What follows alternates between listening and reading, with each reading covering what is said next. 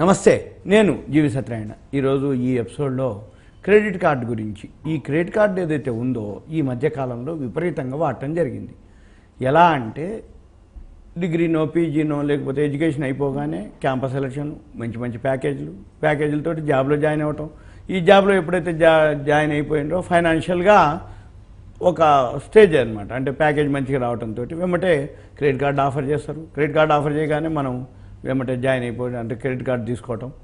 Debit card కంటే credit card usage ఎక్కువైపోయింది ఇప్పుడు, డెబిట్ కార్డు కంటే కూడా. ఎందుకంటే డెబిట్ కార్డు అంటే ఉన్న పైసలు వాడుకోవాలి. క్రెడిట్ కార్డు అంటే మనం తర్వాత టైం ఉంటుంది, 45 days, 20 days, 30 days, ఆ టైం అనమాట. ఆ డేట్ని బట్టి మనం పేమెంట్ చేయాల్సి ఉంటుంది. అయితే ఇందులో ఉన్నటువంటి ప్లస్ పాయింట్లు, మైనస్ పాయింట్లు ఈ సింపుల్గా ఈ వీడియోలో మీకు ఎక్స్ప్లెయిన్ చేయడం జరుగుతుంది.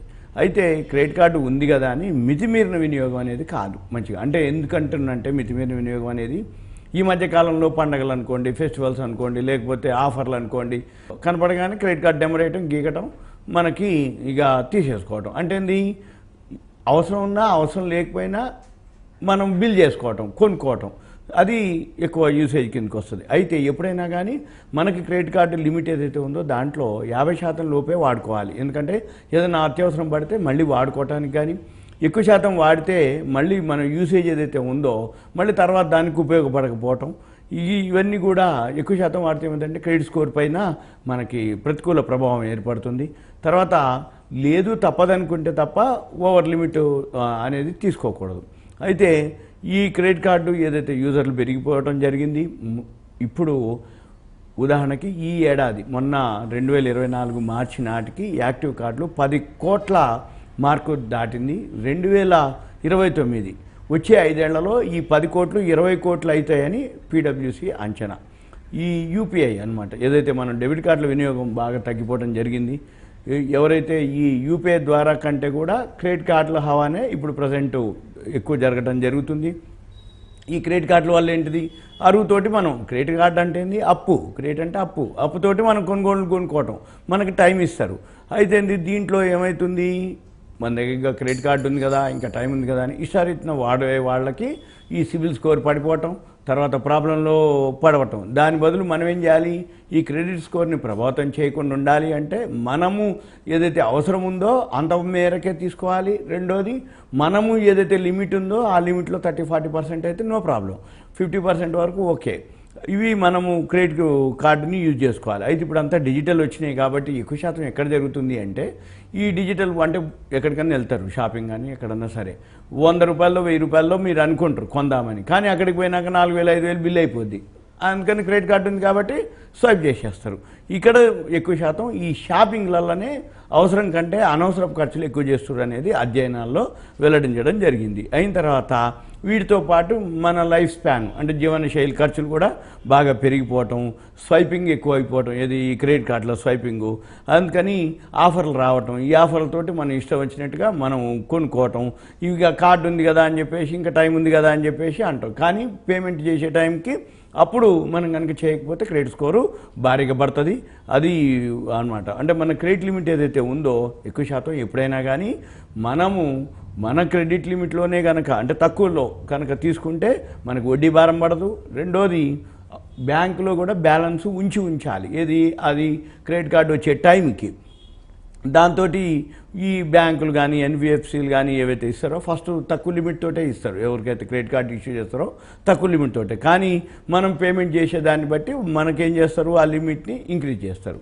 అయితే ఈ క్రెడిట్ కార్డులు ఏవైతే వినియోగం ఉందో జనరల్గా అయితే 1,00,000 వరకు ఉంటుంది అనమాట. అనుకోండి, ఉదాహరణకి 1,00,000 ఉంది అనుకోండి. అయితే 1,00,000 వరకు మనం వాడుకోవచ్చు. అయితే ఈ 1,00,000ని మనం ఒక్క నెలలోనే 90% వాడినాం అనుకోండి, దాన్ని CUR అంట. అంటే ఎంతవరకు యూజ్ చేయాల్సిన దాంట్లో 90% వాడేసినట్టు అనమాట. అది దాంతో క్రెడిట్ స్కోరు తగ్గిపోయే అవకాశాలు ఉంటాయి. అందుకని ఎక్కువ శాతం అత్యవసర పరిస్థితులు అయితే తప్ప ఈ CUR దాటి చేయకూడదన్నమాట. అది కూడా అరుదుగా ఉండాలి. ఈ ఏదైతే యూసేజ్ ఉందో 30% మించకుండా కనుక చూసుకుంటే ఓకే, మంచిదే. ఈ బకాయి కూడా మొత్తం మళ్ళీ ఏం చేయాలి, పూర్తిగా మనం ఆ గడువు లోపల చెల్లించాలి. అంటే గడువు లోపల బ్యాంకుల అకౌంట్లో ఉండాలి. దాంతో మన క్రెడిట్ స్కోరు ఏదైతే ఉందో అది మామూలుగా అవటం, మెరుగవటం, తర్వాత ఈ క్రెడిట్ ఏదైతే స్కోర్ ఉందో దాన్ని లిమిట్ని కూడా ఇంక్రీజ్ చేసుకుంటూ పోవటం, అయితే రుణాలకు ఏవైతే ఇక తక్కువ వడ్డీ రేటుకి కూడా దొరుకుతాయి. అంటే టైమ్లీ పేమెంట్ చేస్తుంటే సిబిల్ స్కోర్ పడకుండా కనుక మనం చూసుకోగలిగితే మనకి వడ్డీ రేటు కూడా తక్కువకు దొరుకుతాయి అన్నమాట అని ఇప్పుడు ఆయన బజారు సిఈఓ, బ్యాంక్ బజారు సిఈఓ ఆదిల్ శెట్టి సూచించడం జరిగింది. అయితే జనరల్గా సియూఆర్ 70% కనుక మించితే అది ప్రతికూలంగా ప్రభావితం చేస్తుందని, అంటే ఖర్చులపై మీకు నియంత్రణ లేదు, బలహీన ఆర్థిక పరిస్థితులు మీరు అవుతున్నారు అని అర్థం. అంటే అనవసరపు ఖర్చులు పెడుతున్నారు అని అర్థం. అయిన తర్వాత మళ్ళీ ఈ క్రెడిట్ కార్డు ఏదైతే రిమార్క్స్ ఉన్నాయో మనము ఎక్కువ శాతం ఎప్పుడైనా కానీ ఈ పేమెంట్స్ ఏదైతే ఉందో అవి కూడా మన క్రెడిట్ కార్డు మీద ఎఫెక్ట్ చూపిస్తుంది. అంటే మెరుగైనటువంటి క్రెడిట్ స్కోర్ కావాలి అంటే మనం ఏం చేయాలి, టైంకి పేమెంట్ చేయాలి. ఈ టైం పేమెంట్ చేసి ఈ పెనాల్టీలు, వడ్డీ, ఇంట్రెస్ట్ రేట్లు, డేట్ దాటిపోయింది నువ్వు కట్టకపోతే వడ్డీలు ఎక్కువ పడతాయి, పెనాల్టీలు పడతాయి. అవన్నీ చేయకుండా క్రెడిట్ స్కోర్ ఒకటి మెయిన్ డ్రాబ్యాక్ అనమాట. నువ్వు వడ్డీ కడతావు, టైం అయిపోయిందని పెనాల్టీ పడుతుంది, కడతావు, అయినా కానీ క్రెడిట్ స్కోరు పడిపోతుంది. అందుకని ఆ ఎక్కువ శాతం అటువంటి మనం క్రెడిట్ ఓవర్ లిమిట్ లేకుండా చేసుకోవటం. అయితే ఒకళ్ళకి ఎన్ని కార్డులైనా ఉండొచ్చు, ఎన్ని కార్డులైనా మనం యూజ్ చేయొచ్చు. కాకపోతే వాటికి మళ్ళీ మెయింటెనెన్స్లని, యాన్యువల్ మెయింటెనెన్స్లు, వాటితో పాటు అన్నిటికీ ఒక్కొక్క కార్డుకి ఒక్కొక్క డేట్ ఉంటుంది. మనం ఏ కార్డు వాడినామో ఏ డేట్లో మళ్ళీ అమౌంట్ జమ చేయాలనో అవన్నీ గుర్తుపెట్టుకోవాలి, అవన్నీ రాసుకోవాలి, ఓ డైరీ మెయింటైన్ చేయాలి. మళ్ళీ తక్కువ లిమిట్ తోటి, ఎందుకంటే ఒక కార్డులో ఏదో కొనుక్కుంటాము, మనం మర్చిపోయినాము, తర్వాత మళ్ళీ కొన్నాళ్ళకి పేమెంట్ ఇర్రెగ్యులర్ అయిపోతాం, పెనాల్టీ పడుతుంది. మిగిలిన కార్డులు ఉన్నా కానీ మనకి దీని మీద ఎఫెక్ట్ పడుతుంది అనమాట. అందుకని ఒకళ్ళకి ఒకటో రెండో ఉంటాం ఓకే, కానీ ఎక్కువ కార్డులు ఇస్తున్నారు కదా అని తీసుకుంటే పేమెంట్ల కాడ మళ్ళీ మనకి ఉంటుంది. అన్నీ ఒక్కసారి అయిపోతే సిబిల్ స్కోర్ మొత్తం పడిపోతుంది. అది అనమాట. తర్వాత మనం ఒక నెలలో ఏవైతే కార్డుపై మనం చేస్తామో మొత్తం వ్యయము దాన్ని ఒక 20 రోజుల లోపల జారీ చేసి నుంచి 20 రోజుల లోపల చెల్లించాల్సి ఉంటుంది, మినిమం డ్యూ అనమాట. తర్వాత ఒకవేళ అంటే మనకు విసులుబాటు కాకపోతే మినిమం డ్యూ అమౌంట్ అని ఉంటుంది. మనం అంత అమౌంట్ పే చేసినా కానీ మనం అకౌంట్లో సరిపోతుంది. మళ్ళీ తర్వాత ఏంటిది, ఇది ఏదైతే ఉందో అది 5% ఉంటుంది. మళ్ళీ మిగిలిన బకాయిలు ఏదైతే ఉన్నాయో మళ్ళీ 3% ఇంట్రెస్ట్ చొప్పున మళ్ళీ మనం పే చేయొచ్చు. ఈ మినిమం డ్యూ అమౌంట్ చెల్లించడం మాత్రం ఇది అంటే వైఫల్యం కిందికి రాదు, చెల్లించాలి. అయితే మనం ఎక్కువ శాతం ఈఎంఐ కూడా మార్చుకోవచ్చు. ఒకవేళ మనము ఏదైనా అడ్జస్ట్మెంట్ కాకపోతే ఫస్టే మనము ఈ పెద్ద అమౌంట్లు కనుక లోన్ తీసుకుంటే క్రెడిట్ కార్డు మీద దాన్ని ఈఎంఐ కూడా మార్చుకొని మనం చేసుకోవచ్చు. దాన్ని లోన్ అగెన్స్ట్ క్రెడిట్ కార్డ్ అంటారు. ఆఫర్ను అవి కనుక ఉపయోగించుకుంటే కొంచెం మనకి టైం పడుతుంది అనమాట, టైం మిగులుతుంది. ఎందుకంటే ఈఎంఐ ద్వారా అంటే కొంచెం కట్టుకోవచ్చు, ఏదైనా అత్యవసర పరిస్థితి అయితే అంతే తప్ప అనవసరం ఖర్చు పెట్టి మళ్ళీ ఈఎంఐలోకి పోకుండా. అయితే మళ్ళీ మనం ఏదైతే క్రెడిట్ కార్డు ఉందో మనం పరిమితి ఉంటుంది, దాన్ని బట్టే మనము వినియోగించుకోవడం ఉత్తమం. తర్వాత అదే కనుక మనము ఈ క్రెడిట్ కార్డు ఏదైతే లిమిట్ ఉందో అది గడువు నాటికి కనుక మనం చెల్లించేస్తే మనకు ఎటువంటి ఇంట్రెస్ట్ పడదు, మనకి ఏముండదు, మన క్రెడిట్ స్కోరు, సిబిల్ స్కోర్ అన్నీ అలానే ఉంటుంది. అయితే జనరల్గా ఇవన్నీ ఇచ్చేటప్పుడే వాళ్ళు మన ఇన్కమ్ ఎంత, పర్సనల్గా ఆదాయ, వ్యక్తిగత చరిత్ర, రిస్క్ని ఇవన్నీ చూసే బ్యాంకులు, ఎన్బిఎఫ్సిలు నిర్ణయించడం జరుగుద్ది. మెయిన్ అదే అనమాట సిబిల్ స్కోర్ అంటాం. అయితే ఫస్ట్లో తక్కువ అమౌంట్ తోటి ఇస్తారు కాబట్టి మనం దాన్ని చేసుకోవచ్చు. తర్వాత లిమిట్ పెంచుకోవటం. మనం ఎక్కువ శాతం వీటన్నిటికంటే కూడా మనకి కంట్రోల్ ఉండాలి. ఇది అవసరమా అనవసరమా, అవసరమైంది మనకు అవసరం, అప్పుడు క్రెడిట్ కార్డు తోటి కొనుక్కోవటం అనేది ఉత్తమం. అయితే ఇది ఎప్పుడు ఉపయోగపడుతుంది అంటే ఏదైనా అత్యవసర వైద్యం కానీ, ఏదైనా ప్రయాణాలప్పుడు కానీ. ఇప్పుడు క్రెడిట్ కార్డు మన దగ్గర క్యాష్ లేదు, ఆ టైంలో క్రెడిట్ కార్డు బాగా హెల్ప్ అయింది. మనం చూసుకోవాలి ఏమేమి అంశాలు చెప్తున్నానో వాటికి మనం కనుక ఉపయోగించుకోగలిగితే ఓకే.